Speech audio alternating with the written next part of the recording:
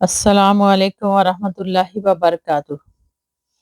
نحمدہ ونصلی علی رسولہ الکریم، اما بعد فاعوذ باللہ من الشیطان الرجیم، بسم اللہ الرحمن الرحیم۔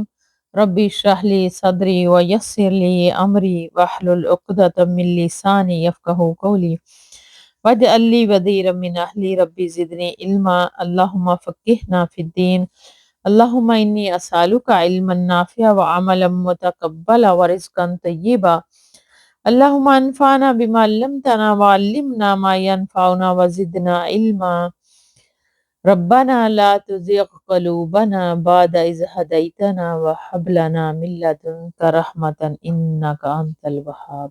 آمین۔ اہل خیر کی زیارت اور ان کی اہم نشینی، ان کی صحبت و محبت، ان سے ملاقات کر کے ان سے دعا کرانے اور متبرک مقامات کی زیارت کرنے کا بیان۔ قال اللہ تعالی وَإِذْ قَالَ مُوسَىٰ لِفَتَاهُ لَا أَبْرَحُ حَتَّىٰ أَبْلُغَ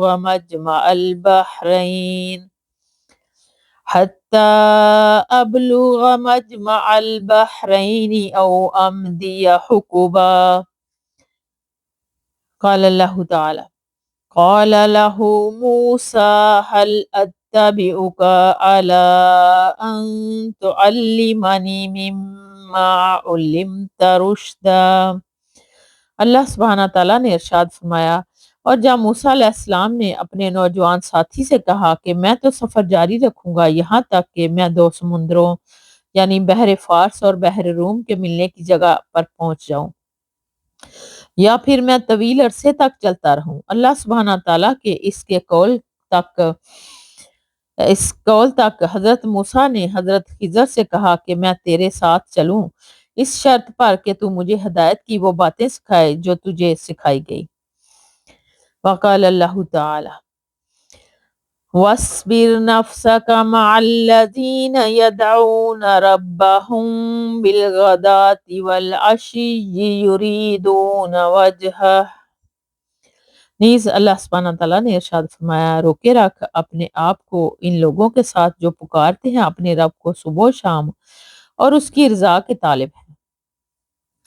حضرت انس رضی اللہ تعالیٰ عنہ سے روایت ہے کہ نبی کریم صلی اللہ علیہ وسلم کی وفات کے بعد حضرت ابوبکر صدیق رضی اللہ تعالیٰ عنہ نے حضرت عمر رضی اللہ تعالیٰ عنہ سے کہا، آؤ ہم حضرت ام ایمن رضی اللہ تعالیٰ عنہا کے پاس چلیں، ہم ان کی زیارت کریں جس طرح رسول اللہ صلی اللہ علیہ وسلم ان کی زیارت کیا کرتے تھے۔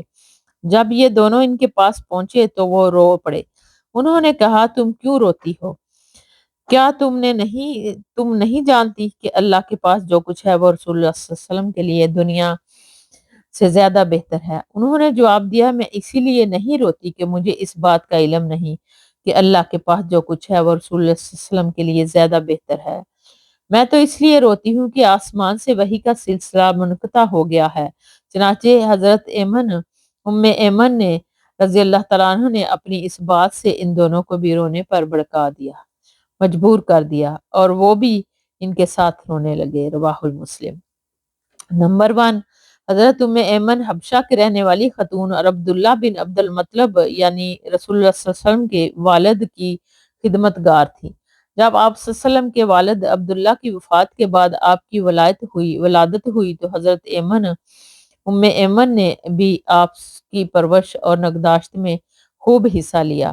بعد میں رسول اللہ صلی اللہ علیہ وسلم نے ان کو آزاد فرما دیا اور پھر ان کا نکاح حضرت زید بن حارثہ رضی اللہ تعالیٰ عنہ کے ساتھ کروا دیا۔ نمبر 2، حدیث میں صالحین کی جدائی پر رونے کے جواز کے علاوہ ایسے لوگوں کی زیارت کا بھی استحباب ثابت ہوتا ہے جن کی زیارت کے لیے انسان کے دوست احباب جایا کرتے ہوں۔ علاوہ ازیں اس واقعے سے اس محبت کا بھی اندازہ کیا جا سکتا ہے جو صحابہ کرام رضی اللہ تعالیٰ عنہم کو پیغمبر اسلام کے ساتھ تھی۔ بے شک حضرت ابو ہریرہ رضی اللہ تعالیٰ عنہ سے روایت ہے کہ نبی کرم صلی اللہ علیہ وسلم نے فرمایا کہ ایک آدمی کسی دوسری بستی میں اپنے بھائی کی زیارت کے لیے گیا تو اللہ تعالیٰ نے اس کے راستے میں ایک فرشتہ بٹھا دیا جو اس کا انتظار کرتا تھا۔ جب وہ شخص اس کے پاس سے گزرتا تو فرشتے نے پوچھا، تم کہاں جا رہے ہو؟ اس نے کہا، اس بستی میں میرا بھائی رہتا ہے، اس کے پاس جا رہا ہوں۔ فرشتے نے پوچھا کیا اس کا تم پر کوئی احسان ہے جس کی وجہ سے تم یہ تکلیف اٹھا رہے ہو اور اس کا بدلہ اتارنے جا رہے ہو؟ اس نے کہا نہیں، صرف اس لیے جا رہا ہوں کہ میں اس سے اللہ کے لیے محبت کرتا ہوں۔ فرشتے نے کہا میں تیری طرف اللہ کا فرستادہ ہوں اور یہ بتانے کے لیے آیا ہوں کہ اللہ تعالیٰ بھی تجھ سے محبت کرتا ہے جسے تو اس سے صرف اللہ کے لیے محبت کرتا ہے۔ رواہ المسلم۔ سبحان اللہ۔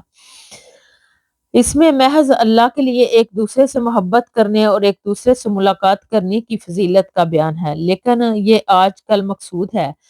لوگ عموماً کسی غرض یا مطلب ہی سے ایک دوسرے سے ملتے ہیں۔ بے شک یہ ملنا جائز ہے، مگر مذکورہ حدیث میں جو فضیلت بیان ہوئی ہے وہ محض اللہ کے لیے ملاقات کرنے پر بیان ہوئی ہے۔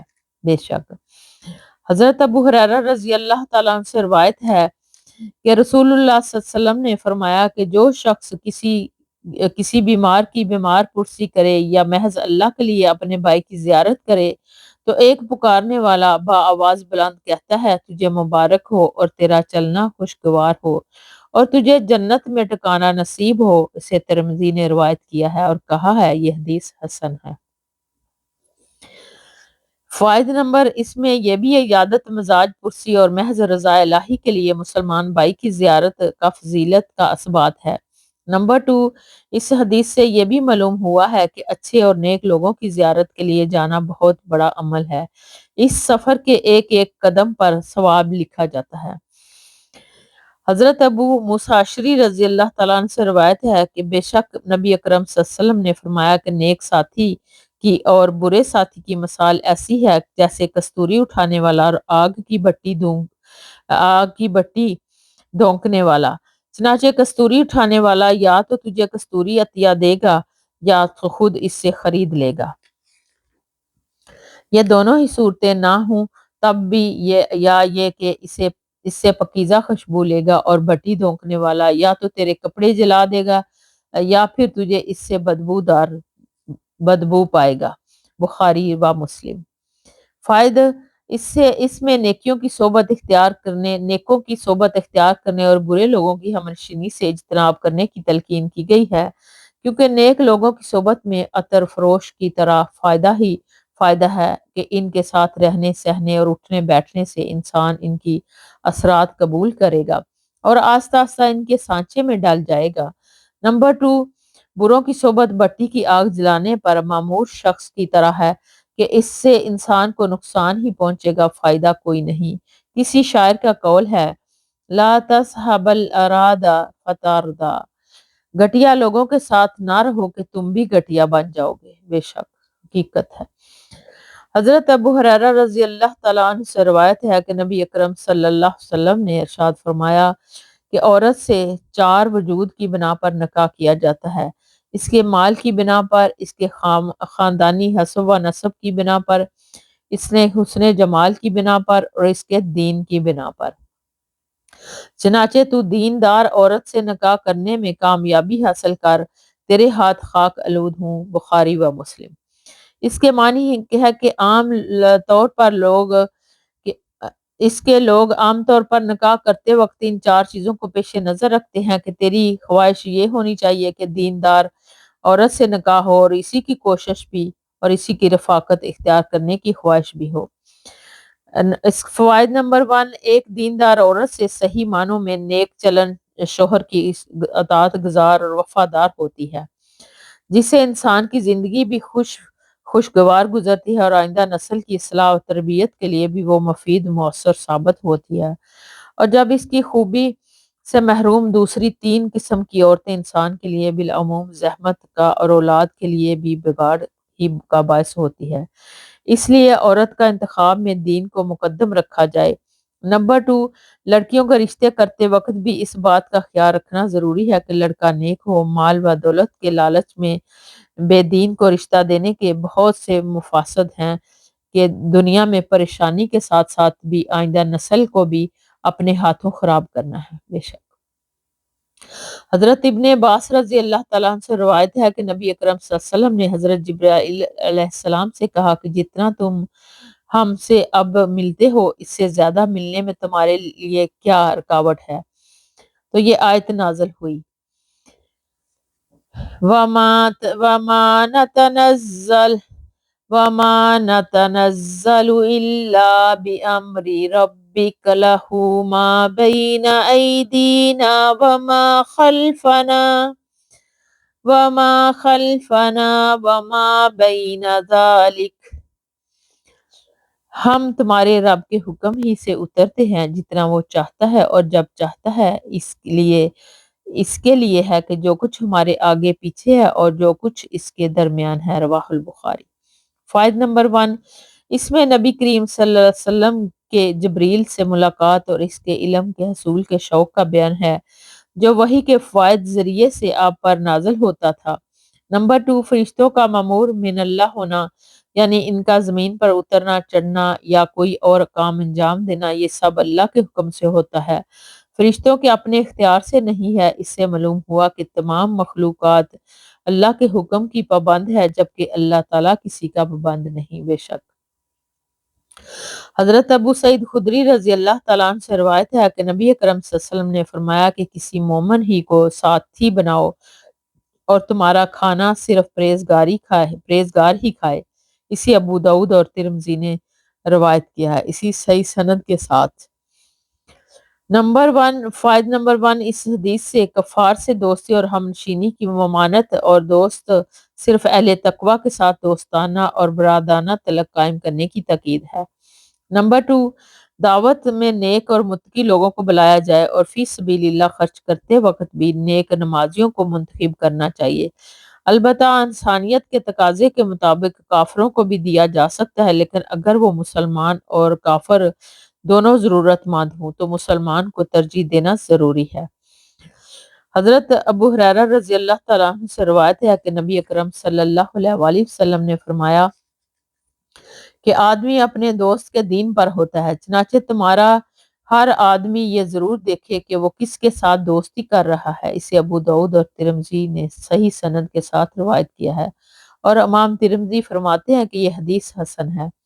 فائدہ اس میں بھی دیندار لوگوں کے ساتھ ہی دوستی کرنے کی ترغیب اور غیر دینداروں سے بچنے کی تاکید ہے، اور حاضر میں لوگ عزت وقار کے پیمانے بدل گئے، اس لیے کئی اچھے بھلے لوگ بھی نیک اور دیندار لوگوں کی بجائے بے دین دنیا پرست لوگوں سے دوستی لگاتے ہیں اور دینداروں سے نہ صرف اراض بلکہ انہیں حقارت کی نظر سے دیکھتے ہیں، جو کسی بھی اعتبار سے صحیح نہیں۔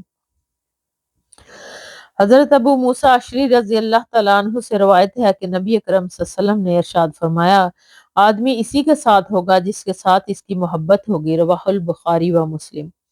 ایک اور روایت میں ہے کہ آپ صلی اللہ علیہ وسلم سے پوچھا گیا کہ آدمی کچھ لوگوں سے محبت کرتا ہے حالانکہ وہ ان سے ملا نہیں، یعنی ان کے ہم رتبہ نہیں۔ آپ صلی اللہ علیہ وسلم نے فرمایا، آدمی ان کے ساتھ ہوگا جن سے وہ محبت کرتا ہے۔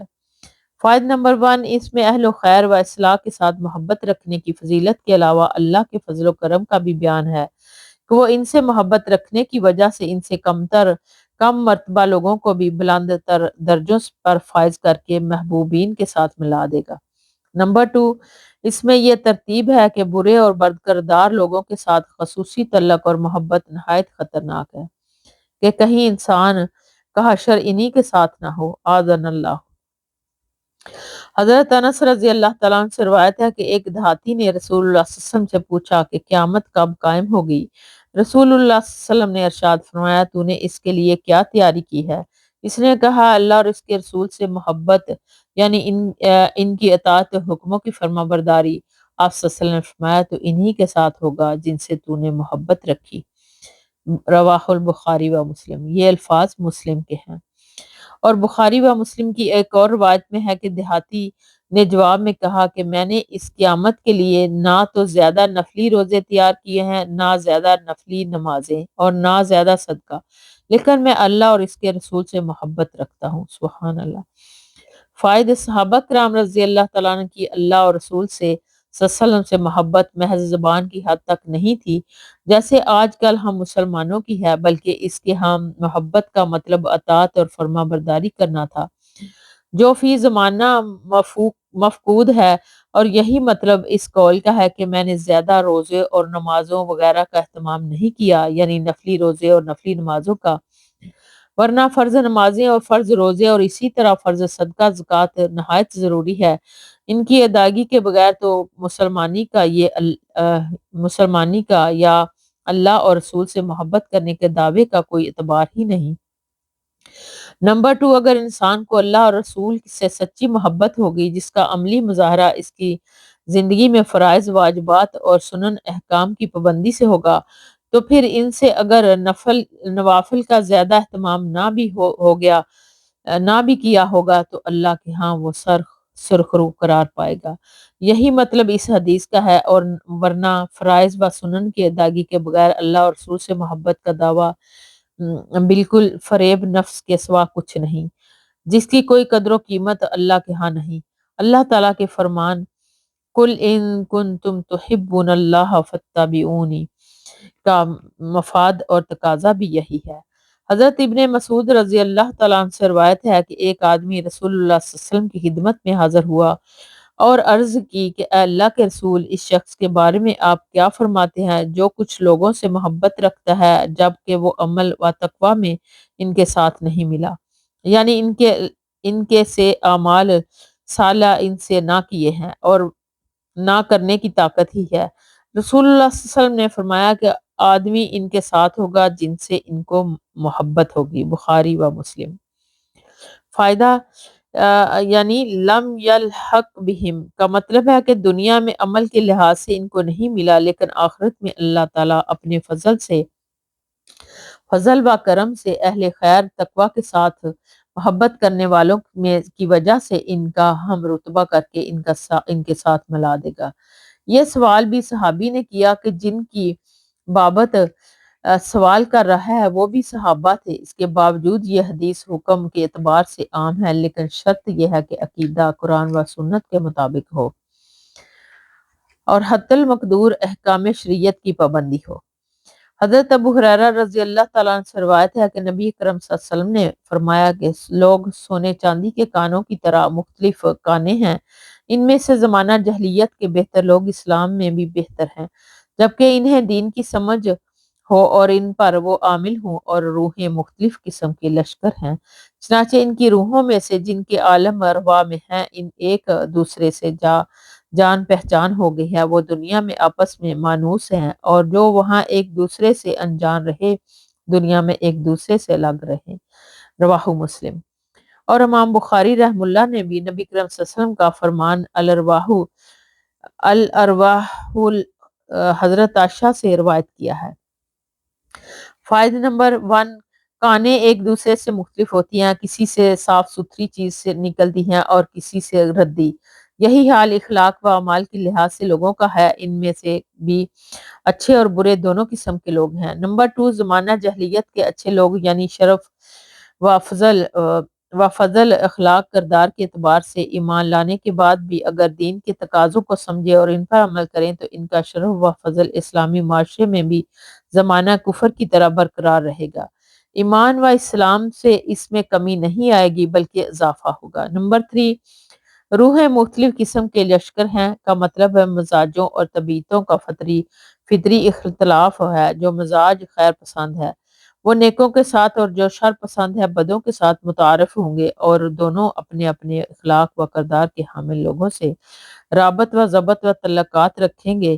جیسے ایک فارسی شاعر نے کہا، کندھ ہم جنس با ہم جنس پرواز، کبوتر با کبوتر باز با باز۔ بعض علماء نے لکھا کہ جو شخص اپنے دل میں اہل خیر و صلاح سے نفرت رکھتا ہے اسے سوچنا چاہیے کہ وہ کیوں ہے، تو یہ تو اس کے انجام و بد کی خطرناک علامت ہے، پھر اپنے اس شر پسند مزاج کو بدلنے کی صحیح مطلب کوشش کرنی چاہیے۔ حضرت اسیر بن عمر اور بعض کے نزدیک اسیر بن جابر سے روایت ہے کہ حضرت عمر بن خطاب کے پاس جب بھی اہل یمن میں سے غازیان اسلام آتے تو ان سے پوچھتے کہ کیا تمہارے اندر اویس بن عامر ہیں، حتیٰ کہ بالا آخر ایک وفد میں اویس آ گئے تو حضرت عمر رضی اللہ تعالیٰ عنہ نے ان سے پوچھا کہ تم اویس بن عامر ہو؟ انہوں نے کہا ہاں۔ آپ نے پوچھا مراد کے گھرانے اور کرن قبیلے سے تمہارا تعلق ہے؟ انہوں نے کہا ہاں۔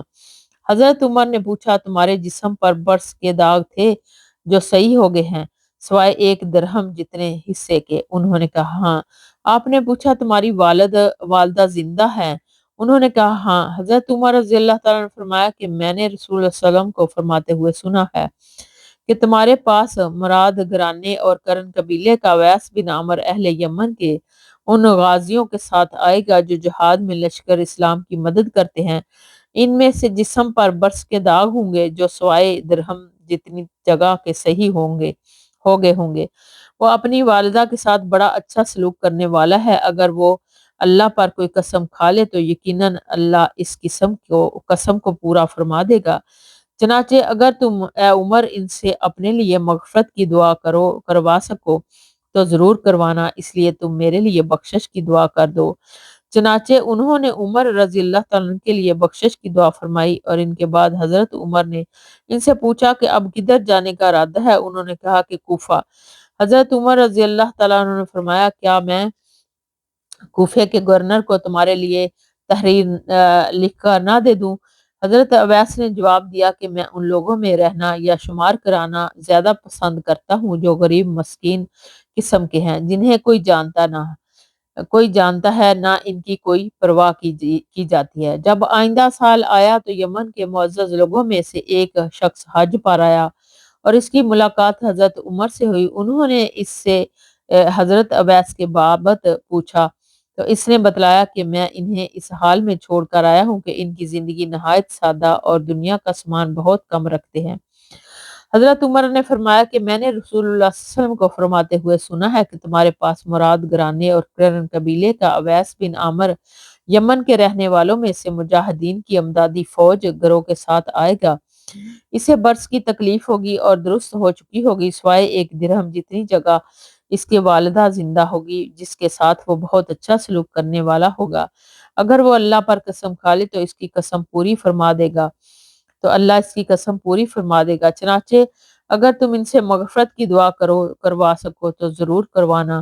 تو یہ یمنی شخص حج سے فراغت کے بعد حضرت اویس کے پاس گیا اور ان سے درخواست کی کہ میرے لیے بخشش کی دعا فرمائے۔ اویس نے جواب دیا کہ ایک نیک سفر سے تو تم نئے آئے ہو تو تم میرے لیے بخشش کی دعا کرو۔ نیز انہوں نے کہا کہ کیا تم عمر کو ملے ہو؟ انہوں نے کہا ہاں۔ چنانچہ اویس نے اس شخص کے لیے مغفرت کی دعا فرمائی۔ تب لوگوں نے ان کے مقام کو سمجھا اور اویس اپنے سامنے کی طرف چل پڑے۔ رواہ مسلم۔ اور مسلم کی ایک اور روایت حضرت اسیر بن جابر رضی اللہ تعالیٰ عنہ سے ہے کہ کوفے کے کچھ لوگ حضرت عمر رضی اللہ تعالیٰ عنہ کے پاس آئے۔ ان میں سے ایک آدمی بھی تھا جو حضرت اویس کا احتجاج کرنے والوں میں سے تھا کیونکہ وہ ان کی فضیلت سے ناواقف تھا۔ چنانچہ عمر رضی اللہ تعالیٰ عنہ نے پوچھا کہ یہاں کرنیوں میں سے بھی کوئی ہے؟ چنانچہ یہ شخص آیا۔ حضرت عمر رضی اللہ تعالیٰ عنہ نے فرمایا کہ رسول اللہ صلی اللہ علیہ وسلم نے فرمایا ہے کہ تمہارے پاس یمن سے ایک آدمی آئے گا جسے اویس کہا جاتا ہوگا۔ وہ یمن میں صرف اپنی والدہ کو چھوڑ کر آئے گا۔ اسے برس کی بیماری تھی تو اس نے اللہ سے دعا کی جس کی وجہ سے اللہ نے اس سے وہ بیماری دور کر دی اور اب وہ برس کا داغ صرف ایک دینار یا درہم جتنا باقی رہ گیا ہے۔ چنانچہ تم میں سے جو اسے ملے اس سے اپنے لیے مغفرت کی دعا کروائے۔ اور مسلم کی ایک اور روایت میں حضرت عمر رضی اللہ تعالیٰ سے مروی ہے کہ میں نے رسول اللہ صلی اللہ علیہ وسلم کو فرماتے ہوئے سنا کہ تابعین میں سب سے بہتر وہ شخص ہے جسے اویس کہا جاتا ہے۔ اس کی والدہ زندہ ہے اور اس کے جسم پر برس کے سفید داغ ہیں۔ تم اس سے کہو کہ وہ تمہارے لیے بخشش کی دعا کرے۔ بخشش کی دعا کرے۔ فائد نمبر 1، یہ حدیث نبی کریم صلی اللہ علیہ وسلم کی واضح معجزات میں سے ہے کہ آپ نے حضرت اویس رحم اللہ کے نام اور ان کے بعد صفات و خصوصیات بیان فرمائی جو اسی طرح پائی گئی جس طرح آپ صلی اللہ علیہ وسلم نے فرمایا تھا۔ نمبر 2، سادگی، عزلت اور گم نامی کی فضیلت بھی اس حدیث سے ثابت ہوتی ہے۔ نمبر 3، والدین کے ساتھ حسن سلوک کی فضیلت پتہ چلتی ہے۔ نمبر 4، یہ حدیث اس بات پر بھی نص ہے کہ حضرت اویس خیر تابعین ہیں۔ بعض حضرات نے حضرت سعد بن مسیب کو یہ خیر تابعین قرار دیا ہے، تو اس سے مروان اس کی علوم شریعہ، تفسیر، حدیث اور فقہ وغیرہ میں تمام تابعین پر فضیلت اور برتری کا اثبات ہے، نہ کہ عند اللہ بہتر ہونا، کیونکہ حدیث کی روح سے یہ مقام خریت حضرت اویس کو حاصل ہے۔